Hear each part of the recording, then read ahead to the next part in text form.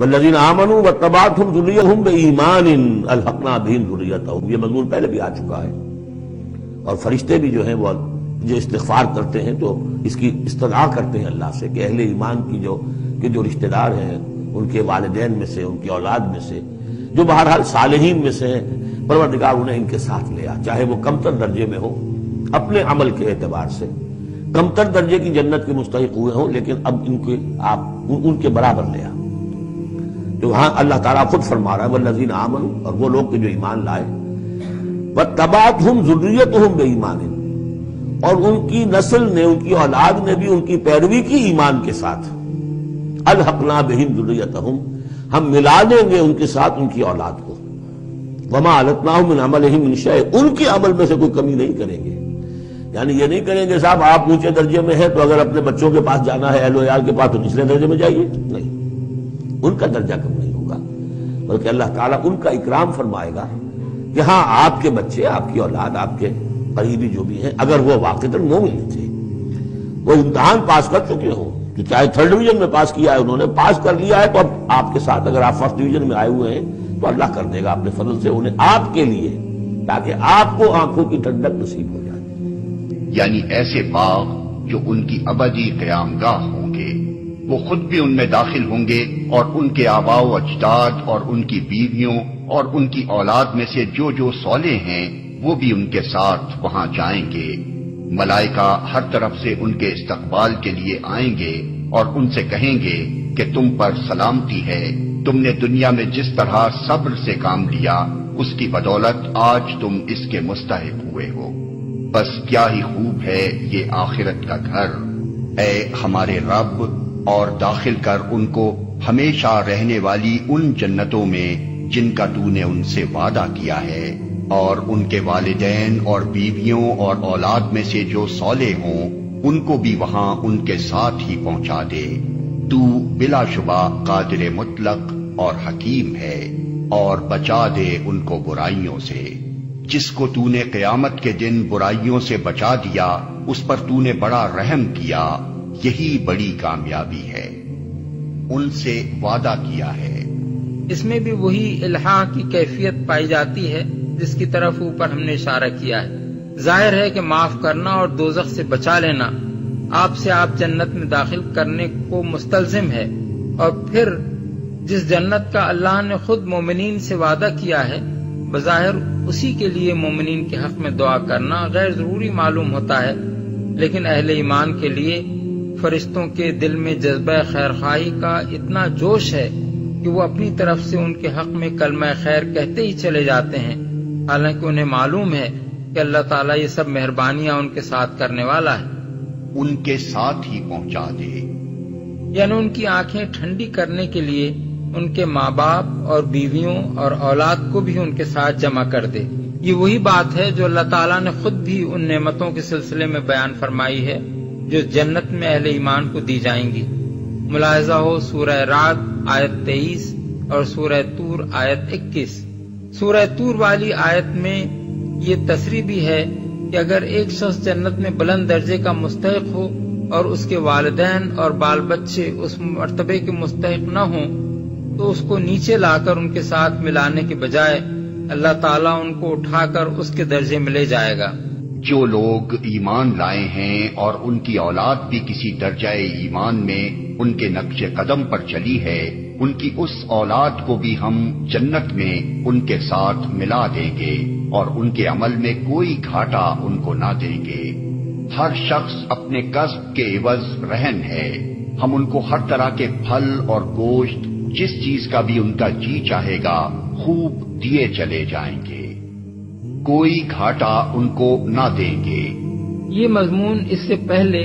سورہ رعد آیت 23 اور سورہ مومن آیت 8 میں بھی گزر چکا ہے، مگر یہاں ان دونوں مقامات سے بھی زیادہ ایک بڑی خوشخبری سنائی گئی ہے۔ سورہ رعد والی آیت میں صرف اتنی بات فرمائی گئی تھی کہ اہل جنت کے آباء و اجداد اور ان کی اولاد اور ان کی بیویوں میں سے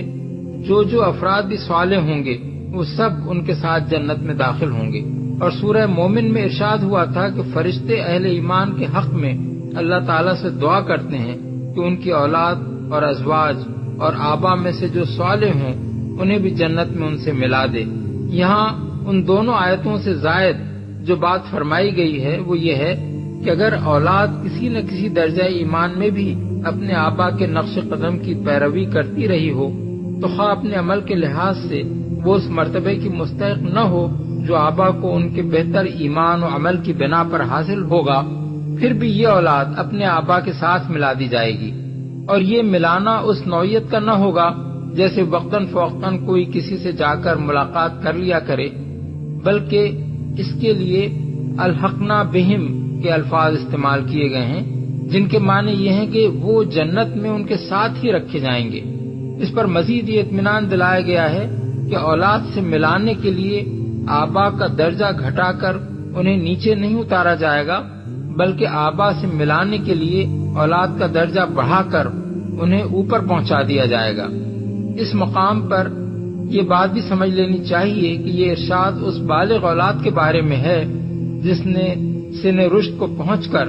اپنے اختیار اور ارادے سے ایمان لانے کا فیصلہ کیا ہو اور جو اپنی مرضی سے اپنے صالح بزرگوں کے نقش قدم پر چلی ہو۔ رہی ایک مومن کی وہ اولاد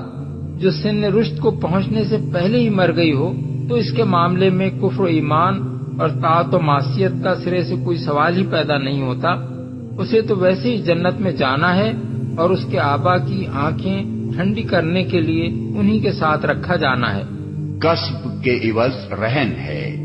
یہاں رہن کا استعارہ بہت معنی خیز ہے۔ ایک شخص اگر کسی سے کچھ قرض لے اور قرض دینے والا اپنے حق کی ادائیگی کے لیے ضمانت کے طور پر اس کی کوئی چیز اپنے پاس رہن رکھ لے تو جب تک وہ قرض ادا نہ کر دے اس وقت تک فک رہن نہیں ہو سکتا، اور اگر مدت مقررہ گزر جانے پر بھی وہ فک رہن نہ کرائے تو شے مرہونہ ضبط ہو جاتی ہے۔ انسان اور خدا کے درمیان معاملے کی نوعیت کو یہاں اسی صورت معاملہ سے تشبیہ دی گئی ہے۔ خدا نے انسان کو جو سر و سامان، جو طاقتیں اور صلاحیتیں اور جو اختیارات دنیا میں عطا کیے ہیں وہ گویا ایک قرض ہے جو مالک نے اپنے بندے کو دیا ہے، اور اس قرض کی ضمانت کے طور پر بندے کا نفس خدا کے پاس رہن ہے۔ بندہ اس سر و سامان اور ان قوتوں اور اختیارات کو صحیح طریقے سے استعمال کر کے اگر وہ نیکیاں کمائے جن سے یہ قرض ادا ہو سکتا ہو تو وہ شے مرہونہ یعنی اپنے نفس کو چھڑا لے گا، ورنہ اسے ضبط کر لیا جائے گا۔ پچھلی آیت کے بعد یہ بات اس لیے ارشاد فرمائی گئی ہے کہ مومنین صالحین خواہ بجائے خود کتنے ہی بڑے مرتبے کے لوگ ہوں، ان کی اولاد کا فک رہن اس کے بغیر نہیں ہو سکتا کہ وہ خود اپنے کسب سے اپنے نفس کو چھڑائے۔ باپ دادا کی کمائی اولاد کو نہیں چھڑا سکتی، البتہ اولاد اگر کسی درجے کے بھی ایمان اور اتباع صالحین سے اپنے آپ کو چھڑا لے جائے تو پھر یہ اللہ کا فضل اور اس کا کرم ہے کہ جنت میں وہ اس کو نیچے کے مرتبوں سے اٹھا کر اونچے مراتب میں باپ دادا کے ساتھ لے جا کر ملا دے۔ باپ دادا کی نیکیوں کا یہ فائدہ تو اولاد کو مل سکتا ہے، لیکن اگر وہ اپنے کسب سے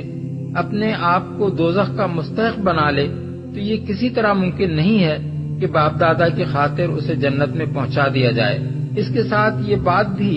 اس آیت سے نکلتی ہے کہ کم درجے کی نیک اولاد کا بڑے درجے کے نیک آبا سے لے جا کر ملا دیا جانا دراصل اس اولاد کے کسب کا نتیجہ نہیں ہے بلکہ ان آبا کے کسب کا نتیجہ ہے۔ وہ اپنے عمل سے اس فضل کے مستحق ہوں گے کہ ان کے دل خوش کرنے کے لیے ان کی اولاد کو ان سے لا ملایا جائے۔ اسی وجہ سے اللہ ان کے درجے گھٹا کر انہیں اولاد کے پاس نہیں لے جائے گا بلکہ اولاد کے درجے بڑھا کر ان کے پاس لے جائے گا تاکہ ان پر خدا کی نعمتوں کے اتمام میں یہ کسر باقی نہ رہ جائے کہ اپنی اولاد سے دوری ان کے لیے باعث اذیت ہو۔